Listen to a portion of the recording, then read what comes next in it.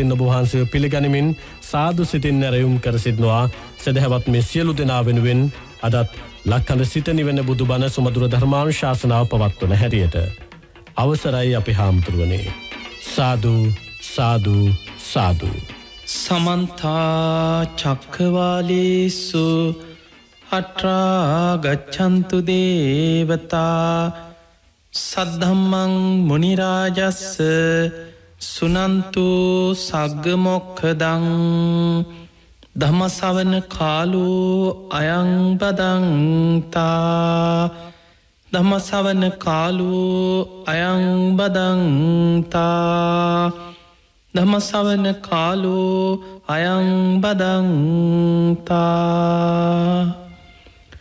නමෝ තස්ස භගවතු අරහතු සම්මා සම්බුද්දස්ස නමෝ තස්ස භගවතු අරහතු සම්මා සම්බුද්දස්ස නමෝ තස්ස භගවතු අරහතු සම්මා සම්බුද්දස්ස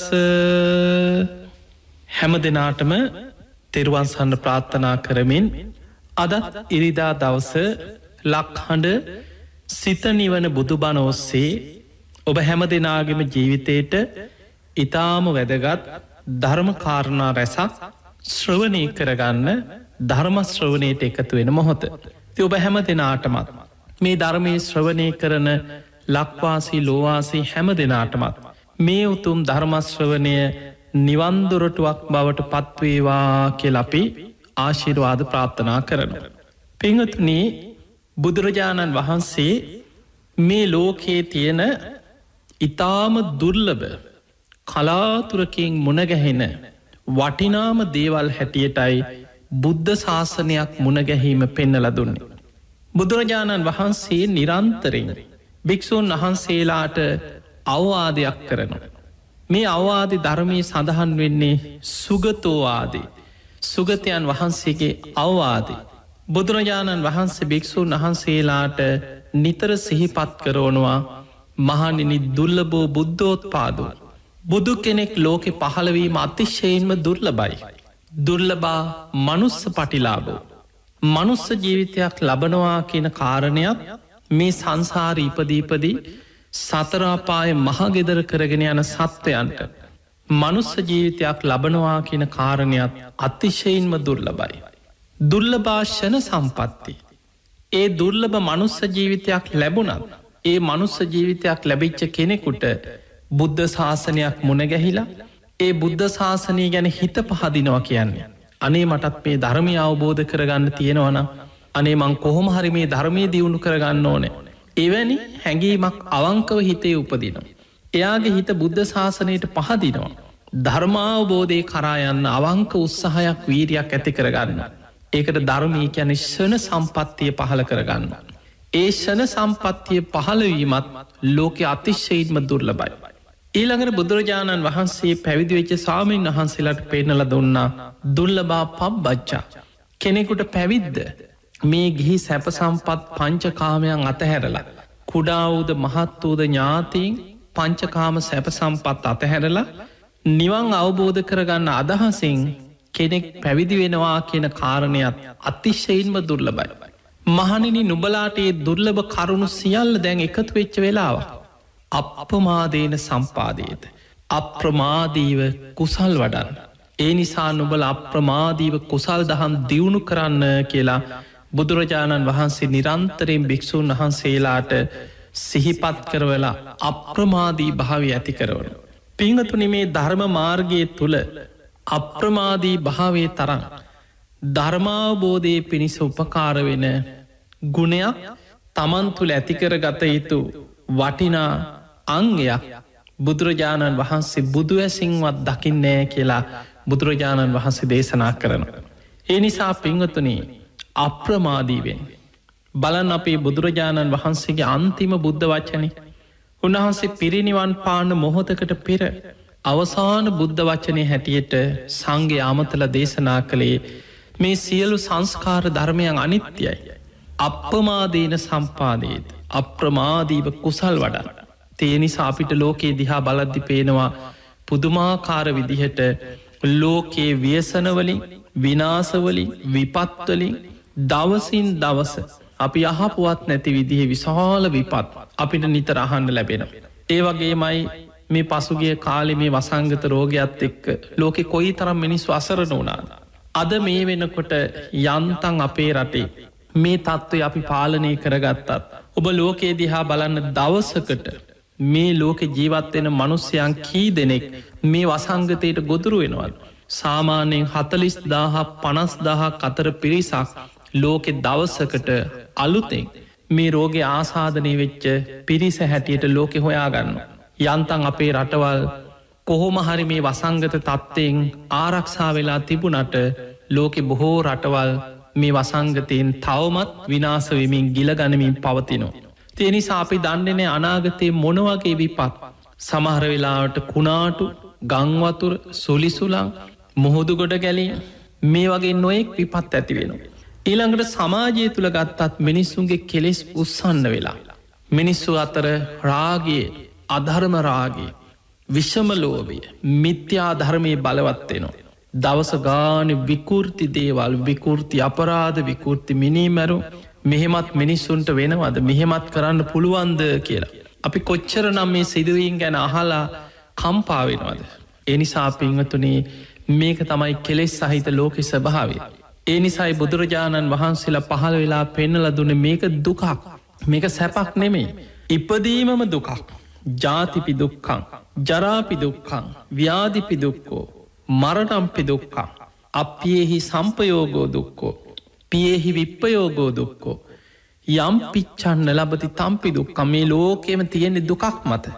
ඊළඟට මේ ජීවත් වෙලා ඉන්න කාලය තුළත් සෝක පරිදේව දුක්ක දෝමනස් සුපායාස කොච්චර මිනිස්සු අඩනවද වැලපෙනෝ නංගොත් කිය කිය හඬනෝ ඔළුවේ අත් ගහගන්න පපුුවට ගහගන්න සිහි නැතුව වැටෙනවා. මිනිස්සුගේ ජීවිතවල දුකත් එක්කමයි පෙරලි මේ ජීවිත ගමන් කරන්න. ඒ නිසා අප්‍රමාදීව ධර්මය දියුණු කරගන්න උත්සාහයක් ගන්න. ඔබට මතක ඇති පසුගිය ධර්ම දේශනා කීපේ අපි කතා කරේ මේ බුද්ධ ශාසනයේ තියන වටිනාම මානික්‍ය හැටියට බුදුරජාණන් වහන්සේ පෙන්නපෝ සතර සතිපට්ඨාන. හැම බුදුරජාණන් වහන්සේ නමක්ම බුද්ධත්වයට පත්වෙලා අත් නොහැර දේශනා කරන අවිධහිත දේශනාවක් වන සතර සතිපට්ඨාන සූත්‍රයේ කොටසෙන් කොටස. ඔබ දන්නවා සතර සතිපට්ඨානය කියද්දී කායානු පස්සන වේදනානු පස්සන චිත්තානු පස්සන ධම්මානු පස්සන. මේ ප්‍රධාන අනුපස්සනා කොටස් 4ක් මේ තුළ විස්තර වෙනවා. ඒ ඔස්සේ සති කියන්නේ සිහිය පට්ඨානය කියන පිහිටවීම.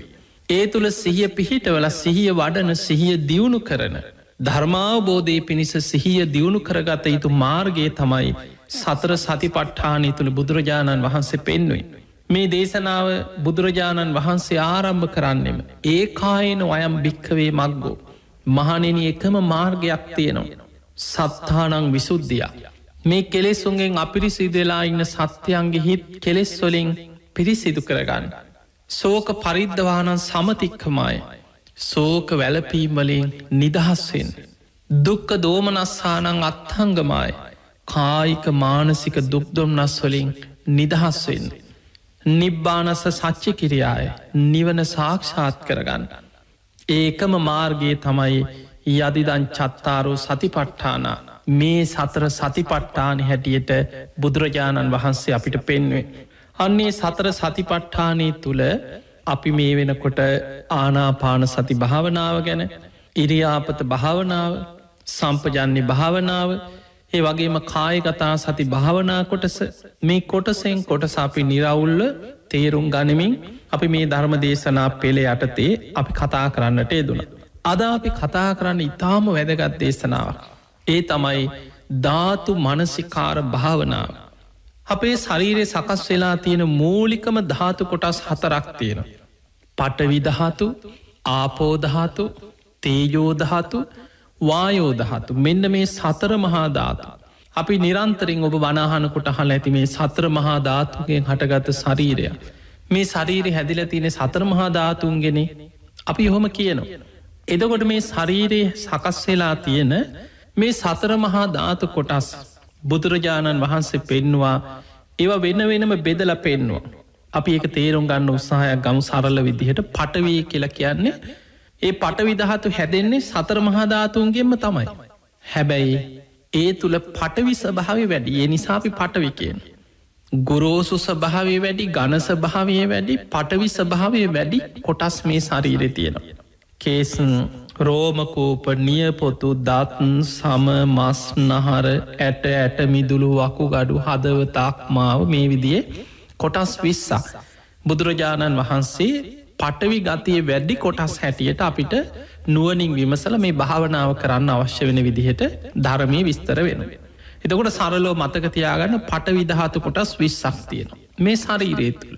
අපේ ශරීරයේ තියෙන කොටස්. ඊළඟට ආපෝ කියලා කියන්නේ සතර මහා ධාතුන්ගෙන්මයි හටගත්තේ. එහි වැగిරෙන ස්වභාවය වැඩි. කෙල, සොටු, මුට්ට, කඳුළු, උරුණු තෙල් මේ ශරීරයේ තියෙන ගලාගෙන යන වැగిරෙන දේවල්. එවැනි කොටස් 12ක් තියෙන. අපි විස්තර ඇතු පස්සේ කතා කරමු. ඊළඟට ශරීරයේ තියෙන උණුසුම තේජෝ ධාතු. අපි කන බොන අමුවෙන් කෑවත් දිරවනවා. ශරීරයේ තියෙන උණුසුමක් කය දවනවා, තවනවා. ඔබට ශරීරය ඇතුලේ තියෙන උණුසුම අපි සාමාන්‍ය කෙනෙක් මැරුණට පස්සේ මේ ශරීරයෙන් තේජෝ ධාතු බැහැර වෙලා යනවා. ඒකනේ මැරුණාම සීතල වෙන්නේ. එතකොට අපේ කයේ තියෙන උණුසුම තේජෝ ධාතුව කොටස් 4කට බෙදලා පෙන්නනවා ක්‍රියාකාරීත්වය මත. ඊළඟට මේ ශරීරයේ තියෙනවා හමාගෙන යන දේවල්. වායෝ ධාතු සතර මහා ධාතුන්ගෙන්මයි හැදෙන්නේ. හැබැයි වායෝ ස්වභාවය වැඩි. එක්ක වැටෙනවා, ඈනුම් යනවා, අපි උඩු අතර ගමන් කරන උද්දංගමා වාතා. බඩවැල් වල හැදෙනවා. අදෝගමා වාතා. ඒ වගේම කුච්චිසයා වාත මේ කුසේ පිරිච්ච වාතයක් තියෙන. අංගමංගානුසාරණ මේ අතපය හොලවන්න වටපිට බලන්න ඇවිදින්න උපකාර වෙන වායෝ ධාතු. එතකොට ආශ්වාස ප්‍රශ්වාස අපි මේ හුස්ම පොද පවා අපේ හුස්ම රැල්ල පවා කයත් එක්ක බැඳිලා තියෙන. එහෙමනම් ඒකත් මේ කයේම කොටසක්. එනිසා තමයි කායානුපස්සනාවට අයිති ආනාපාන සති භාවනාවේදී හුස්ම රැල්ල ආනාපාන කය හැටියට අපි කයත් එක්ක බැඳී පවතිනවා කියලා හොඳට භාවනාවේදී දකිනවා. එතකොට මෙන්න මේ පඨවි ආපෝ තේජෝ වායෝ කියන සතර මහා ධාතු කොටස් මේ ශරීරයේ තියෙන මේ කොටස් වෙන් කර කර ඒවැ යථා ස්වභාවය නුවණින් බලනවා. ඒ බලද්දී ශරීරයේ තියෙන පඨවි ධාතු මහ පොළොවේ පස් හා සමකොට භාවනා වඩන්න කියන. ශරීරයේ තියෙන වැగిරෙන දේවල් ජලය හා සමකොට භාවනා වඩනවා. ශරීරයේ තියෙන උණුසුම බාහිර උණුසුමත් එක්ක සමකොට භාවනා වඩනවා. ශරීරයේ තියෙන හමාගෙන යන දේවල් සුළඟත් එක්ක සමකොට භාවනා වඩනවා. සරලව ගත්තොත් මෙන්න මේක තමයි ධාතු මනසිකාර භාවනාවේදී අපි පුරුදු කරන භාවනා කොටස. අපි බලමු සතර සතිපට්ඨානෙ බුදුරජාණන් වහන්සේ මේ ධාතු මනසිකාරය කොහොමද අපිට විස්තර කරලා කියලා දුන්න. ඔන්න බුදුරජාණන් වහන්සේ දේශනා කරන පුනච්ච පරම් භික්ඛවේ බික්ඛු ඉමමේව කායං යථා ටිතං යථා පනීහිතං ධාතුසෝ පච්චවෙක්ඛති ඉති මස්මින් කායේ පඨවි ධාතු ආපෝ ධාතු තේජෝ ධාතු වායෝ ධාතුති සයතාපි භික්ඛවේ දක්ඛෝ ගෝඝාතකෝවා ගෝඝාතකන්තේ වාසීවා. එතන කියන්නේ මේ ශරීරයේ තියෙන සතර මහා ධාතු මෙන්න මේ විදිහට බලන්න කියන. ගෝඝාතකෝවා කියන්නේ මේ හරක් මරණ මිනිස්සෙක්. ගෝඝාතකන්තේ වාසීවා යාගේ ගෝලයෙක් වෙන්න පුළුවන්. මොකද කරන්නේ? ගාවින් වදිත්වා චාතුම් මහාපති බිලසෝ පටිවිභජිත්වා නිසින්නෝ අස්ස ඒවමේවකෝ භික්ඛවේ බික්ඛු ඉමමේව කායං යථා ටිතං යථා පනීහිතං ධාතුසෝ පච්චවෙක්ඛති අත්ථි මස්මින් කායේ පඨවි ධාතු ආපෝ ධාතු තේජෝ ධාතු වායෝ ධාතුති. එතකොට බුදුහාමුදුරුවෝ අපිට මේ උපමාවක් පෙන්නන්නේ. මේ හරකෙක් මරණ කතාවක් නෙමෙයි මෙතන දෙන උපමාව. උපමාවේ බුදුහාමුදුරුවෝ පෙන්නනවා සාමාන්‍යයෙන් ඔබට තේරුම් ගන්න පුළුවන් විදිහට සාමාන්‍යයෙන් මේ කය දිහා බලන්න කියන්නේ මේ කොටස් වෙන් කර බලන්න කියන.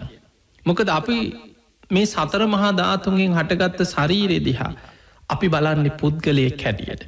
ඒකකයක් හැටියට. අපි කියනවා මේ ඉන්නේ නිමල්, මේ ඉන්නේ සුමනා, මේ ඉන්නේ සිරිපාල්.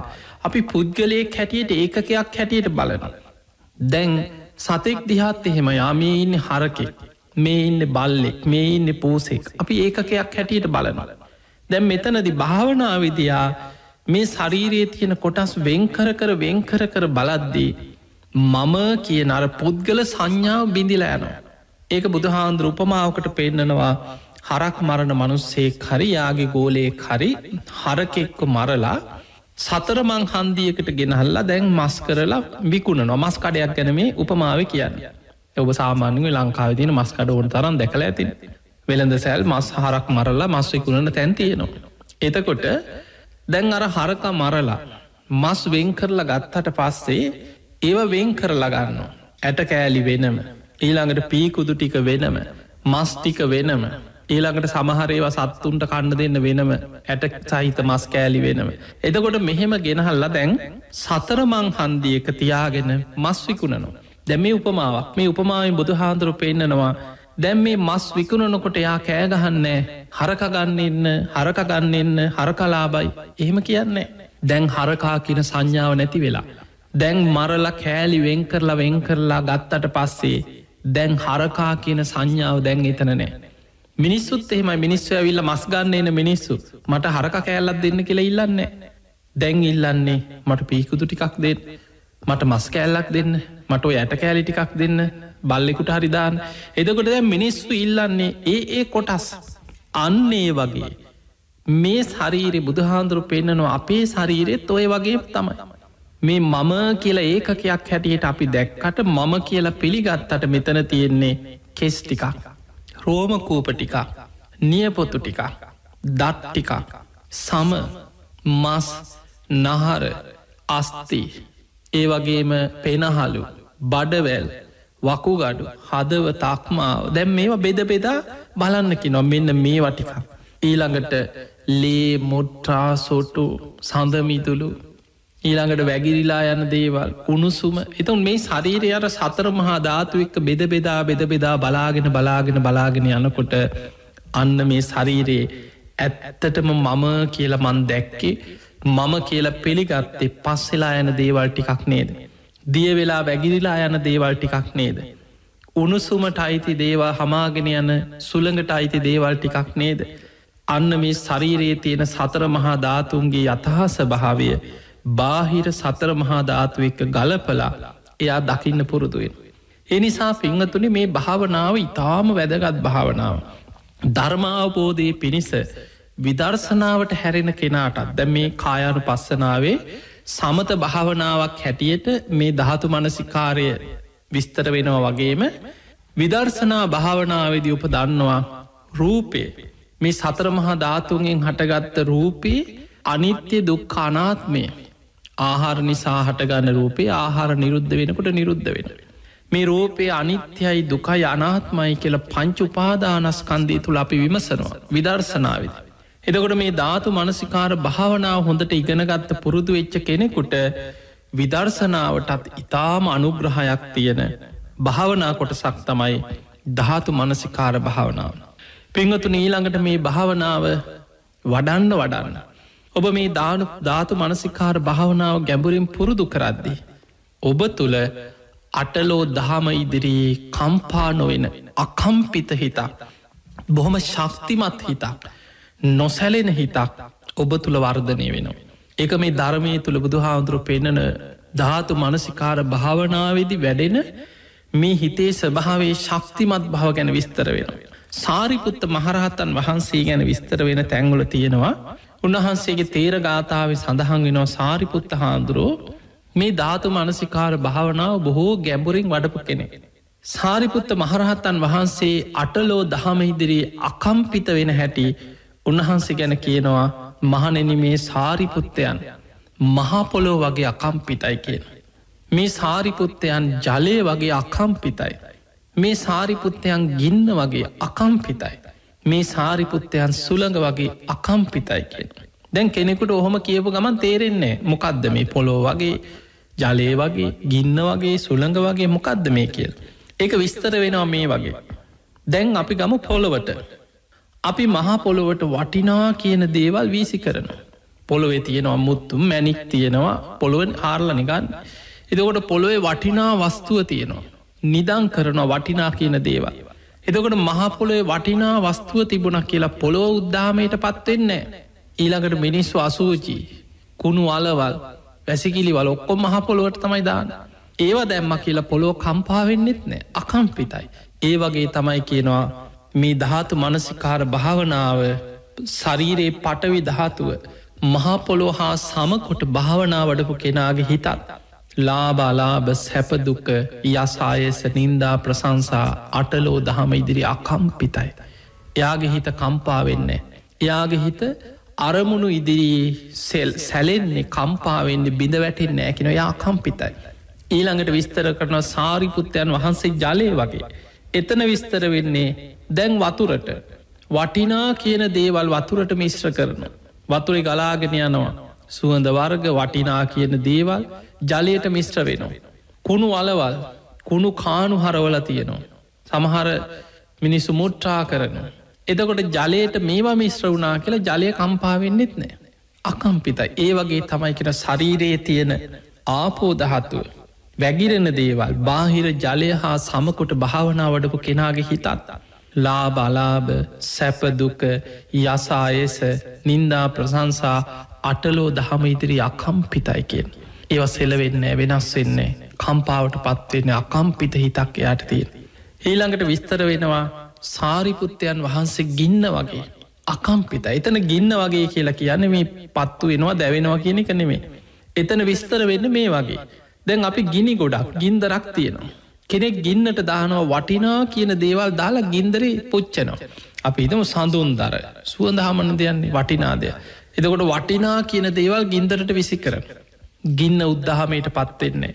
ඊළඟට ගින්දරට දාන කුණු ගොඩවල් දාලා ගිනි තියෙනවා. නොඒ ගඳ ගහන දේවල් අපිරි සිදු දේවල් ගිනි ගොඩවල්ලෝට වීසි කරන. ඒකෙන් ගින්න හයෝ මේවා අපිට එපා කියලා කම්පාවට පත්වෙන්නෙත් නෑ. ඒ වගේ තමයි කියනවා ශරීරය තියෙන උණුසුම බාහිර ගින්න හා සමකොට භාවනාවඩපු කෙනාගේ හිතත් අකම්පිතයි. ලාබ අලාබ සැපදුක යසායස නින්දා ප්‍රසංසා අටලෝ දහම ඉදිරි අකම්පිතයි.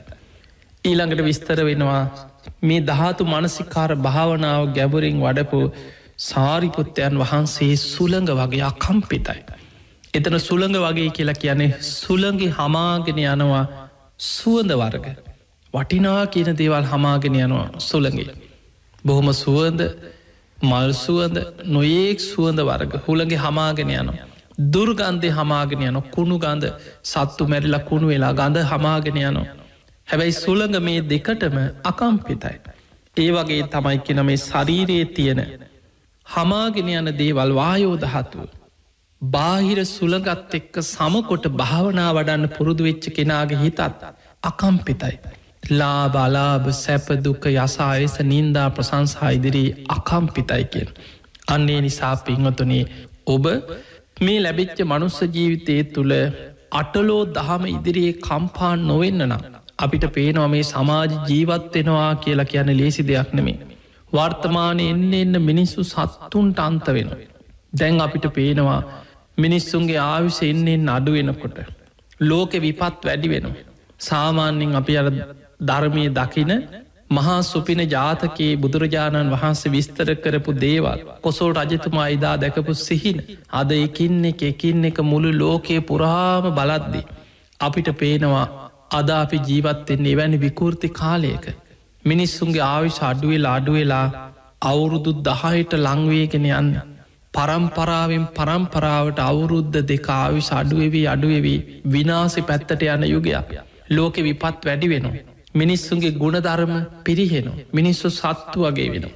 එවැනි ලෝකෙක ජීවත්වෙනවා කියන්නේ ලේසි දෙයක් නෙමේ. තරහයනවා කේන්තියනවා කලකිරෙනවා එපාවෙනවා ජීවිතෙත් එක්ක එපාවෙනවා. කඩාගෙන වැටෙනවා මිනිස්සු. දවසක් හිනා වෙලා හිටියොත්.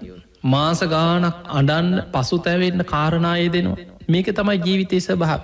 එදකොට මේ කරුණු ඉදිරියේ අටලෝ දහම ඉදිරී. ලාබාලාබ සැපදුක යසායස නින්දා ප්‍රසංසා ඉදිරී අකම්පිත හිතක් ඇති කරගන්න නං.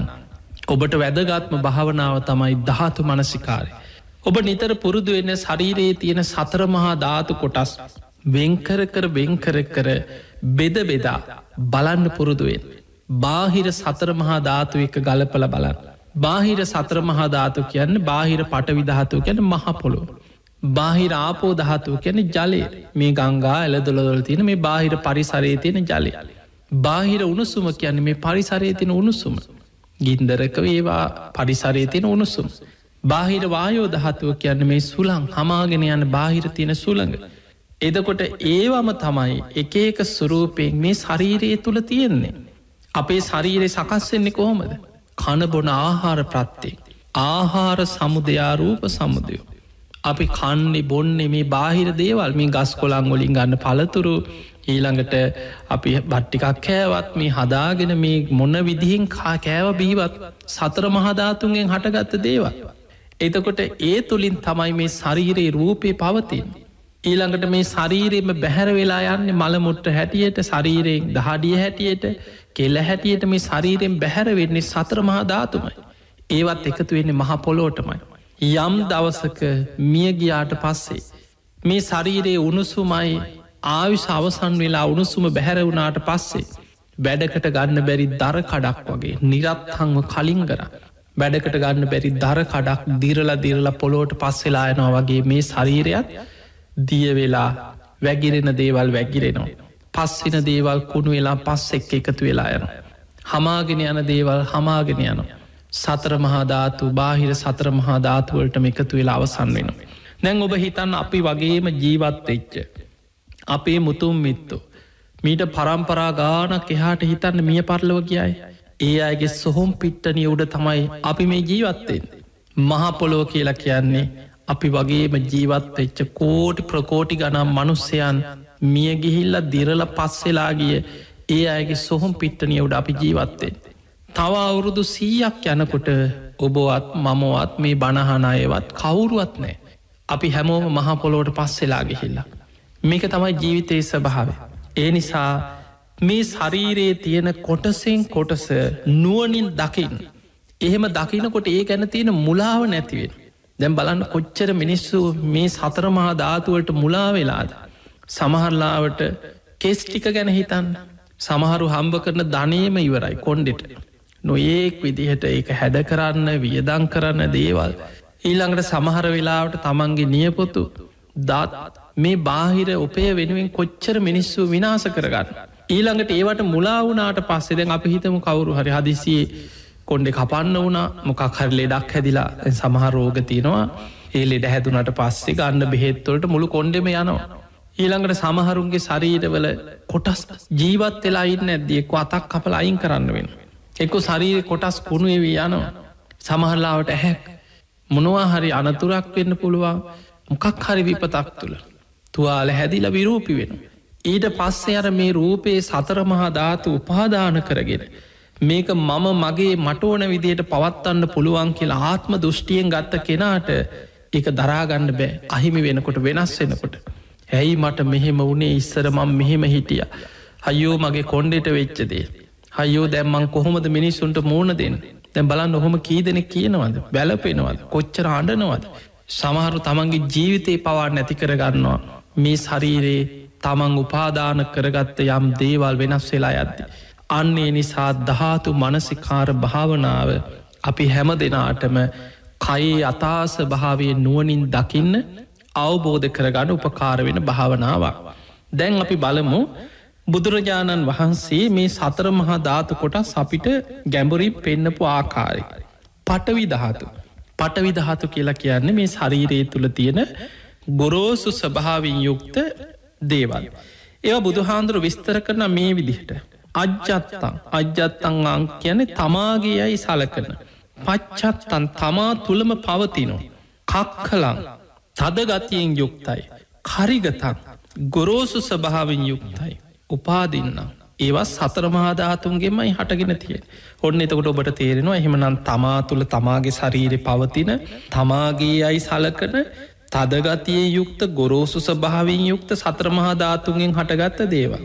ඒ තමයි කේසා ලෝමා නකා දන්තා තචෝ මන්සං නහාරු අට්ටි අට්ටිමිජ්ජං වක්කං හදයන් යකනං කිලෝමකං පිහකං පප්පාසං අන්තං අන්තගුණං උදරියක් කරීසම් මත්තලුන්ගම් මේ විදියට කොටස් 20ක් තිය. අපි නිකන් තේරෙන විදිහට ගම. කේස් අපි දන්නවා කේස් කියන්න මොනවද කියලා.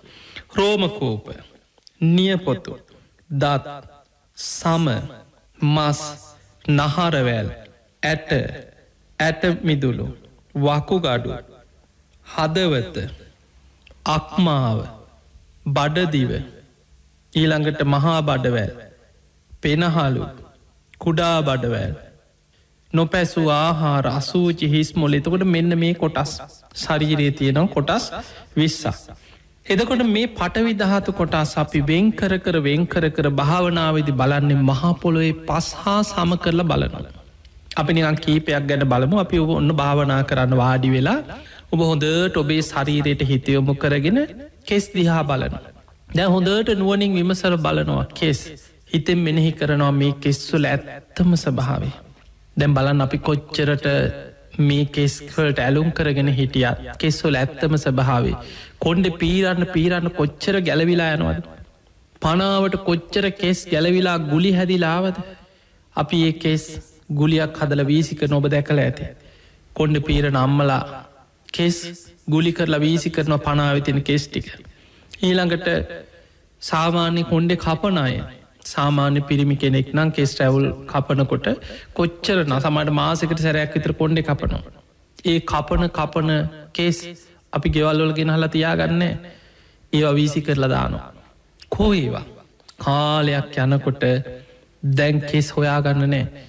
අවුවට වේලෙනවා වැස්සට තෙමෙනවා දිරදිරා වැටිච්ච තැන්වල කාලයක් යනකොට පස් වෙලා දැන් තියෙන පස් ටිකක් අර අපේ කියලා තිබිච්ච කෙස් පොලෝට පස් වෙලා ගිය.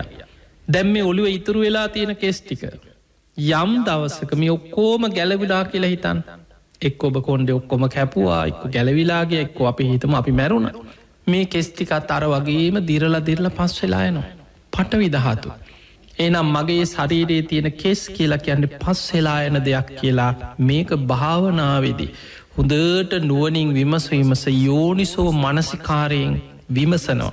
පොළොවේ පස් වෙලායන ආකාරය විමසලා දකිනවා. එක භාවනාවෙන් මෙනෙහි කරන දෙයක්. ඊළඟට බලනවා රෝමකූප. ඇහි බැඹී ඉඳං ශරීරය පුරාම මේ හම මතුපිට රෝමකූප තියෙනවා. මේවත් කෙස් වගේමයි. ඒ වගේම ගැලවිලා දිරදිරා පස් වෙලා යනවා. කාලයක් යනට පස් ටිකක් විතර. ඊළඟට නියපොතු. අපි උපන්දායිනම් කොච්චර නියපොතු කැපුවද. කපන නියපොතු කපල අපි වීසි කර. කෝදැන් ඒ ඔක්කොම දිරලා පස් වෙලා ගිහිල දැන් පොළොව හාරලවත් විසිකරපු තැන් හාරලවත් නියපොතු කෑල්ලක් හොයාගන්න අමාරුයි. ඒ ඔක්කොම පස් වෙලා එහෙමනම් අපිට පේනවා ජීවත් වෙලා ඉන්න ඇදදි කොච්චරනං අපේ ශරීරෙ කොටස් පස්සවී යනවද. මැරුණට පස්සෙත් මේ නියපොතුව කෝමත් අර වගේම දිර්ල පස් වෙලා යන. ඊළඟට දත් මේ කට ඇතුළෙම දත් කෑලි කැඩිලා ගිලෙනවා. පුංචි කාලි දත් වැටුණා. ඒ වැටිච්ච දත් අපි වීසි කරා. එය විසිකරපු තැංගොලම දිරදිරා පස් වෙලා ගිය. පට විදහතු. ඊළඟට ශරීරය හම මස් නහර මේ එකින්නේ කරවගේ බෙදබෙදා භාවනාවට වාඩි වෙලා හොඳට විමසීමස බලනවා. එක තමයි දහතු මනසිකාර භාවනාවේ පටවි දහතුව බාහිර පරිසරයත් එක බාහිර පටවි දහතුවත් එක්ක. මහපොළොවත් එක්ක සම කරලා තමා තුළින් විමසවිමස බලන ක්‍රමේ. ඊළඟට ඔන්න බුදුහාන්දුරු පෙනෙනවා ආපෝ දහතු. ආපෝ කියලා කියන්නේ අජ්ජත්තන් තමාගේ යයි සලකන පච්චත්තන් තමා තුළ පවතින. එකැන මේ ඉස්සල් බලන්නේ තමා තුළ පවතින. ආපෝ යම් ජලයක් වේද ආපෝ ගතන් ජලයේ ස්වභාවයෙන් යුක්ත වැගිරෙන ස්වභාවයෙන් යුක්ත යමක් වේද උපාදින්නම් ඒක සතරමහාධාතුන්ගේ මහටගත්ත දෙයක්. අන්නේ කොටස් 12ක් බුදු හාන්දුරුවෙන් කරලා අපිට පෙන්නුව. ඒ තමයි පිත්තං සෙම්හං පුබ්බෝ ලෝහිතං සේදෝ මේදෝ අස්සු වසා කේලෝ සිංගානිකා ලසිකා මුත්තං. මේ අපි අපිට තේරෙන විදිහට අපි ගත්තොත් පිත සෙම සැරව ලේ දහඩිය තෙල්මන්ද කඳුළු උරුණු තෙල් කෙල සොටු සඳමිදුළු මුට්ටා. අපේ ශරීරයේ තියෙන මෙන්න මේ වැගිරෙන ස්වභාවේ යුක්ත දේවල්. තොට මේවා සතර මහාධාතුන්ගේ මහටගන්න හැබැයි වැගිරෙන ස්වභාව වැඩි. දැන් අපි ඒවා සම කරලා බලන්නේ බාහිර ජලයත් එක්ක.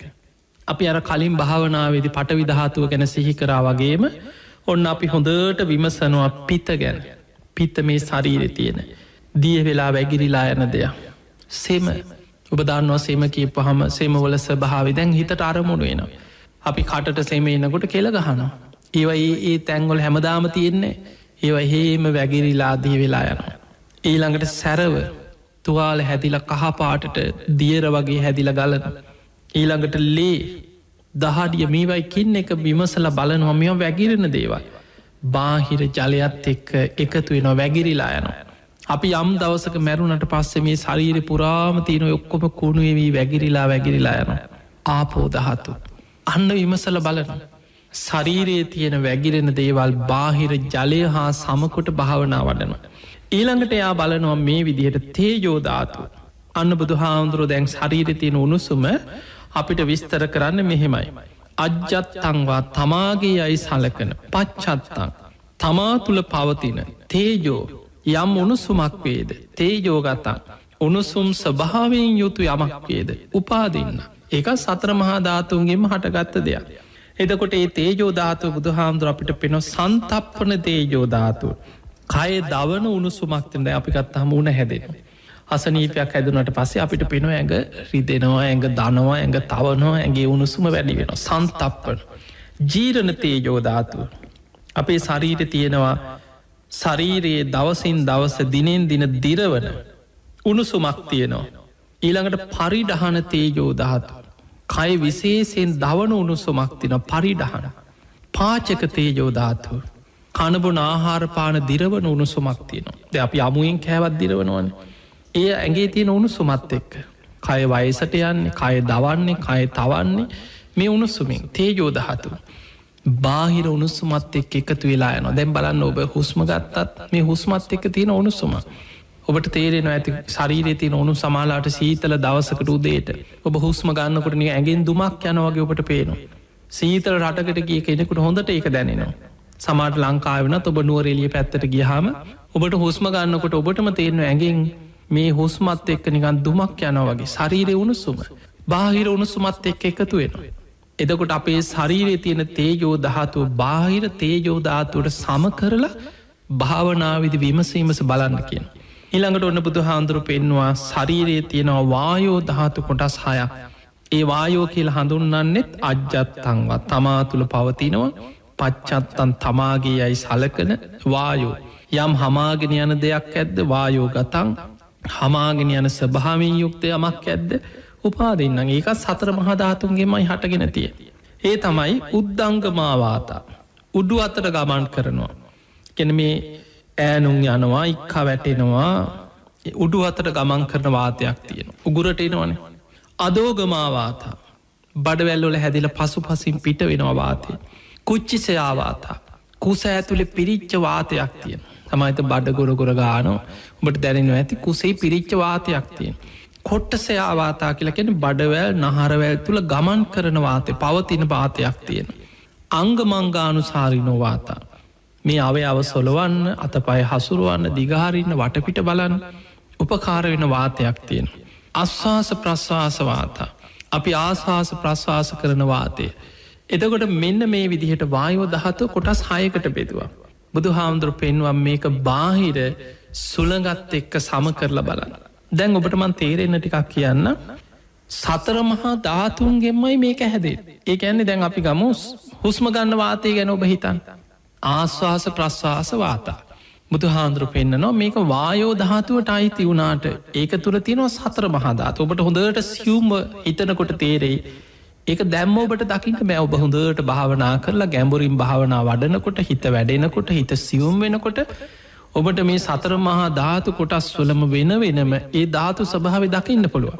අප හිතම අපි හුස්ම ගන්නකොට මේ හුස්ම තුළ පටවියන්සු තියනවා දූවිලියන්සු නැද්ද. ගොරෝසු ස්වභාවයක් හුස්මි තියෙනවා පටවිශ්ස භාවය. ඒ හුස්මි තියෙනවා ජලවාස්ප මේ පරිසරේ තියෙනවා ජලවාස්ප. එතකොට හුස්මත් එක්ක තියෙන ආපෝ ස්වභාවය වාතේ ඉළඟට මේ බාහිර වාතය උණුසුමක් තියනවා තේජෝධාතු. හැබැයි එතන වැඩි වායෝස භාවි වැඩි. එනිසා අපි අර පටවිගතිය තිබුණ කියලවත් ජලවාස්ප තිබුණ කියලවත් වාතය උණුසුම තිබුණ කියලවත් අපි ඒ ස්වභාවය නෙමෙයි අපි එතන බලන්නේ අපි බලන්නේ වායෝ ස්වභාවයයි වැඩි. හමාගෙන යන ස්වභාවය. ඉතින් බුදුහාඳුරු පෙන්නවා මේ භාවනාව ගැඹුරින් වඩන කෙනා ඉස්සල්ලාම බලන්නේ තමන්ගේ මේ මගේ ශරීරය රූපය තුළ රූපය කියලා කියන මේ සතර මහා ධාතුන්ගේ හටගත තමන්ගේ ශරීරය දිහා බලන්න. ඉති අජ්ජත්තංවා කායේ කායානුපස්සේ විහෙරති. ඉස්සල්ලා හොඳට තමන්ගේ කයානුව බලමින් තමන්ගේ කය තුළ පවතින සතර මහා ධාතුන්ගේ යථා ස්වභාවය බාහිර සතර මහා ධාතු එක ගලපල බලන. එහෙම බලන කෙනාට බහින්දාවා කායේ කායානුපස්සේ විහෙරති. බාහිර අයගේ ශරීර තුළත් පවතින්නේ මේ ස්වභාවයම නේද කියලා බාහිර අයානුවත් ගලපල බලන්න පුළුවන් කිය. එතකොට තමාගේ කයානුව බලන කෙනාට බාහිර අයගේ ඉස්සල්ලා තමන් දිහා බලලා මේ ලෝක අනිත් අය ඇස් දෙකට පේන දකින මේ හැම මනුස්්‍යයාගේම ශරීරවල තියෙන්නෙත් මේ වගේම සතර මහා ධාතුන්ගෙන් හටගත්ත රූපයක් නේද. ඊළඟට අජ්‍යත්ත බහිද්ධවා කායේ කායානු පස්සේ විහරති තමා තුළත් අනිත් අය තුළත් පවතින්න මේ එකම ස්වභාවයක් නේද කියලා විමසල බලනවා.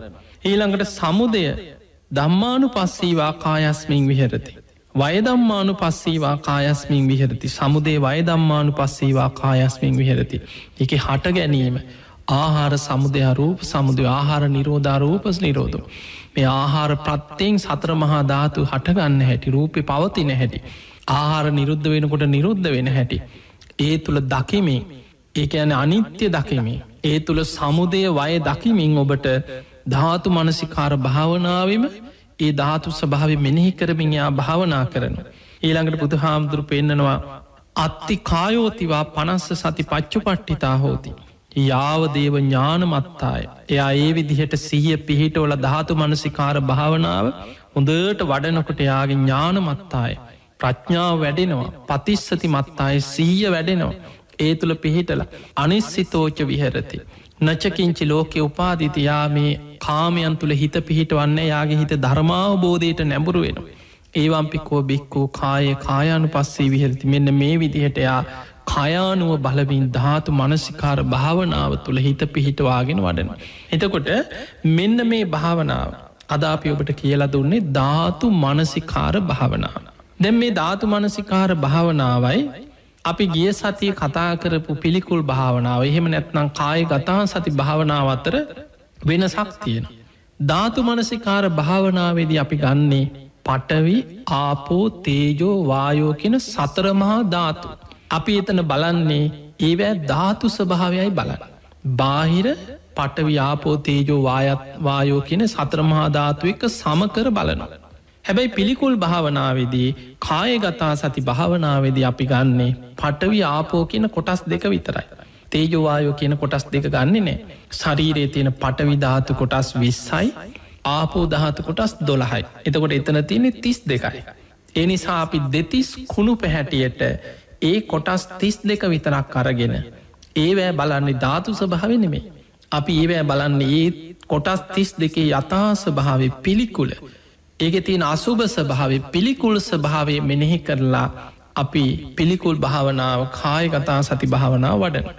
නමුත් ධාතු මනසිකාර භාවනාවට එනකොට පටවි ආපෝ කියන කොටස් 32ට අමතරව වායෝ ධාතු කොටස් 6යි තේජෝ ධාතු කොටස් 4යි. එතකොට ඔක්කොම තියෙන 42ක්.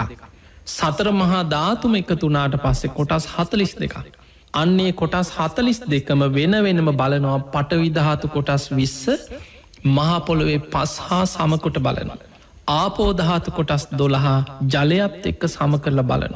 ශරීරයේ තියෙන උණුසුම ටයිති කොටස් 4 බාහිර උණුසුමත් එක්ක සම කරල බලන. ශරීරයේ තියෙන හමාගෙන යන දේවල් කොටස් 6 බාහිර සුළඟත් එක්ක සම කරල බලන. මෙන්න මේකට කියනවත් ධාතු මනසිකාර භාවනා. පිංහතුනේ ඔබ මේ දේශනා අහනුව වගේම ඔබ මේ දේශනාවල තියෙන කාරණා ටික ටික හරි පුරුදු කරන්න උත්සාහයක් ගන්න. බණහන එක පිනක් විශාල පිනක්. හැබැයි ඒ අහන ධර්මය තමා තුළින් ගලපන්න පුළුවන්න. යෝනිසෝ මනසිකාරය යෙදෙන්ට පුළුවන්න. අපේ ජීවිතය තුළින් විමසල දකින්න පුළුවන්න. අන්න ඔබට අහන ධර්මයෙන් ප්‍රයෝජන ප්‍රතිඵල ගන්න පුළුවන්කම තියෙනවා. ඒ නිසා බණ අහල විතරක් නතරවෙන්න එපා. භාවනාවකේ දෙන්න ටික ටික හරි ඔබට පුළුවන් හැටියට. ඔබට සමහරලාට ඔබ ජීවත්වෙන පරිසරයේ ගෙදර ඔබ ඉන්න තැන ඔබට පැය ගණන් නිදහසේ හිත හදාගෙන භාවනා කරන්න පරිසරයක් නැති වෙන්න පුළුවන්. හැබැයි ඔබට පුළුවන් විදිහට සමහර අය ඉන්නවා ගෙදර දරුවෝ ගෙදර පිරිසත් එක්ක නිදහසේ භාවනාවක් කරගන්න බෑ. හැබැයි හැමෝටම කලින් නැකිටලා පාන්දර 4ට නැකිටලා අනිත් අය අවදි වෙන්න කලින් නිදාගන්න තැන වාඩි වෙලා හරි උදේට පැයක් විතර භාවනා කරනවා. කාටවත් කරදරයක් නොවන විදිහට. සමහර වෙලාට පිරිසම නින්දට යනකං ඉදලා තමන් නැකිටලා භාවනා කරන. බස් එක යන ගම පැත්තක වාඩි වෙලා එක්කු තමන්ගේ පාඩුවේ ධර්මය මෙනෙහි කරන. වාහනක ගියත් ඉඳගෙන හිටියත් හිටගෙන හිටියත් තමන්ගේ පාඩුවේ ධර්මය මෙනෙහි කරන. ඒ නිසා අපිට වෙලාවක් නෑ විදිහක් නෑ එයා නිසා බෑ මෙයා නිසා බෑ අරය නිසා බෑ කියලා කාගෙවත් පිටින් තියලා ඔබ භාවනාවට ධර්මය දියුණු කරන්න තියෙන උත්සාහය අතහැරිය කියලා ඔබට මයි පාඩුවෙන්නේ. ඒ නිසා ඔබට ලැබෙන අවස්ථාවෙන් පුළුවන් විදියට උත්සාහයක් ගන්න වෙන කරන්න දෙයක් නෑ වෙන විකල්පයක් නෑ. ඒකයි බුදුරජාණන් වහන්සේ අපිට පෙන්වේ මහණෙනි මේ සංසාර ගමනේ බය දකින්න කෙනා හිසගිනි ගත්ත කෙනෙක් ගින්න නිවන්න මහන්සේනවා වගේ. ආයුදයකින් පහරක්කාපු කෙනෙක් තුවාලයක් සනීප කරගන්න වෙහෙසෙනවා වගේ. මොන තරං වැඩ රාජකාරි මොනවා තිබුණත් ධර්මාවබෝධයට මහන්සි ගන්න. මේ ධර්මය අවබෝධ කරගන්න වීරිය ගන්න. අන්නේ නිසා අප්‍රමාදී වෙන්න. පුළුවන් තරං අහන ධර්මය නුවනින් විමසන්න. පිංහතුන මේ ධර්මය අවබෝධ වෙන්න නං බාහිරින් ලැබෙන්න ඕන දේ තමයි කල්්‍යයාන මිත්‍ර සේවනයයි සද්ධර්මශ්‍රවනයයි. අදේ කරුණු දෙක හොඳින්ම ඔබට ලැබෙන. ඔබ තුළ තියෙන් ඕන කාරණාව තමයි යෝනිසෝ මනසිකාරය.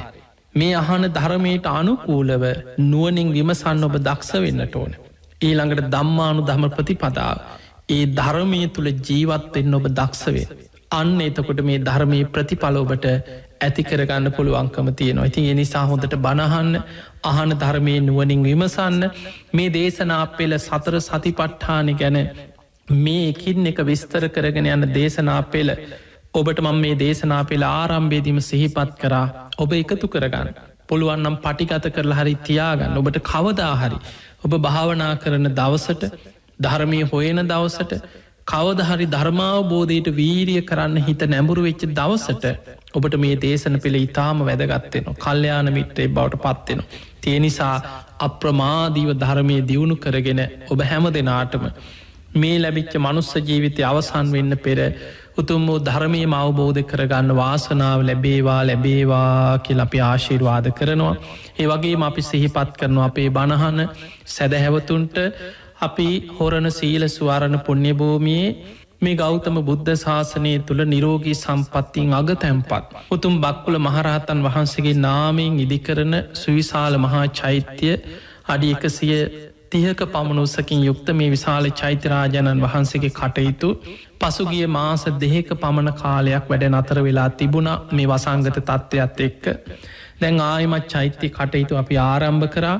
තික අපි මේ නිරෝධායන නීතිරීති යටතේ ඒ කටයුතු බොහොම පරිස්සමෙන් අපි කරගෙන යනවා. ඉතින් සැදැහැවතුන්ට පුළුවන් ඉදිරියේ ශ්‍රමදාන කටයුතු වෙනුවෙන් අපේ සීල සුවානට කතා කරල ලොකු පිරිසක් නැතුව ටික දෙනෙ. ඔබට පුළුවන් පැමිණිලා බක්කුල මහා සෑයිදි කරන කටයුතුවලට ඔබේ ශක්ති පමණින් සම්බන්ධ වෙලා ඒ ශ්‍රමදාන කටයුතුවලට උදව්පකාර කරන්න. ඒ වගේම චෛත්‍ය වෙනුවෙන් ඔබට වැලි සිමින්තියාදී යකඩ කම්බියාදීම් පරිත්‍යාග කරන්න පුළුවන්. ඒ වගේ මේ පුුණ්‍ය භූමියට පැමිණිලා මේ දවස්වල අපි ඒ චෛත්‍ය ගොඩ නඟන කටයුතු සිදුවෙනවා. ඒ සඳහා සහ සම්බන්ධ වෙන්නට පුළුවන්. ඉතින් ඒ කාරණයක් සිහිපත් කරමින් ධර්මශ්‍රවනයක නොබ හැම දෙනාටමත් ලක්වාසී ලොවාසි හැම දෙනාටමත් තුම් ධර්මාවබෝධය පිණිසම මේ ධර්මශ්‍රවන මේ පින ආශිර්වාදයක් වේවා කියල අපි ආශිර්වාද කරනවා. ආකා සට්හාච බුම්මට්හා දේවානාගා මහිද්දිකා පුඤ්ඤන්තං අනුමෝදිත්වා චිරන්රක්ඛන්තු ලෝක සාසනං. ආකා සට්හාච බුම්මට්හා දේවානාගා මහිද්දිකා පුඤ්ඤන්තං අනුමෝදිත්වා චිරන්රක්ඛන්තු දේශනං. ආකා සට්හාච බුම්මට්හා දේවානාගා මහිද්දිකා පුඤ්ඤන්තං අනුමෝදිත්වා චිරන්රක්ඛන්තු ත්වං සදා. හැම දිනාටම සම්මා සම්බුදු සරණයි.